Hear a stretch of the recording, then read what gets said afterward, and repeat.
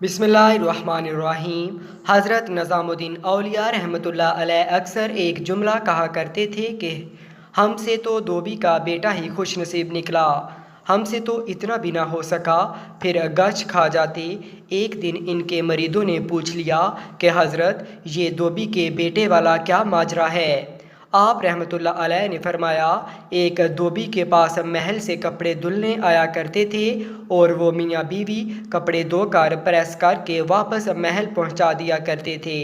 इनका एक बेटा भी था जो जवान हुआ तो कपड़े धोने में वालिदैन का हाथ बटाने लगा। कपड़ों में शहज़ादी के कपड़े भी थे जिनको धोते धोते वो शहज़ादी के नादीदाए इश्क में मुब्तला हो गया। मोहब्बत के इस जज्बे के जाग जाने के बाद इसके अतवार तब्दील हो गए। वो शहज़ादी के कपड़े अलग करता, इन्हें खूब अच्छी तरह धोता, इन्हें इस्त्री करने के बाद एक ख़ास निराले अंदाज में तय करके रखता। सिलसिला चलता रहा। आखिर वालदा ने इस तब्दीली को नोट किया और धोबी के कान में खुसर फुसर की कि ये तो लगता है सारे ख़ानदान को मरवाएगा, ये तो शहज़ादी के इश्क में मुब्तला हो गया है। वालिद ने बेटे के कपड़े धोने पर पाबंदी लगा दी। इधर जब तक लड़का मोहब्बत के ज़ेरे असर महबूब की कोई खिदमत बजा लाता था, मोहब्बत का बखार निकलता रहता था, मगर जब वो इस खिदमत से हटाया गया तो लड़का बीमार पड़ गया और चंद दिन के बाद फौत हो गया। उधर कपड़ों की धुलाई और तहबंदी का अंदाज बदला तो शहज़ादी ने धोबन को बुला भेजा और इससे पूछा कि मेरे कपड़े कौन धोता है। धोबन ने जवाब दिया कि शहज़ादी आलिया, मैं धोती हूँ। शहज़ादी ने कहा, पहले कौन धोता था? धोबन ने कहा कि मैं ही धोती थी। शहज़ादी ने उसे कहा कि ये कपड़ा तय करो। अब धोबन से वैसे तय नहीं होता था। शहज़ादी ने उसे डांटा कि तुम झूठ बोलती हो, सच सच बताओ वरना सज़ा मिलेगी।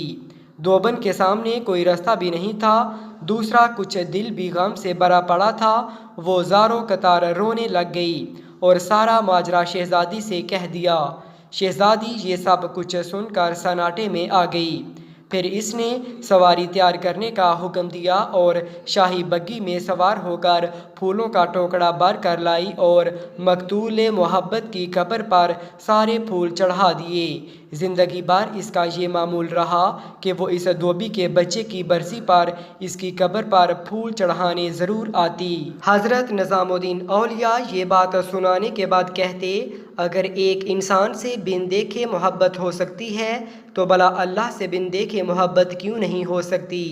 एक इंसान से मोहब्बत अगर इंसान के मजाज में तब्दीली ला सकती है और वो पूरी सलाहियत और मोहब्बत इसके कपड़े धोने में बुरोए कार ला सकता है, तो क्या हम लोग अल्लाह से अपनी मोहब्बत को इसकी नमाज पढ़ने में इस तरह दिलो जान से नहीं इस्तेमाल कर सकते?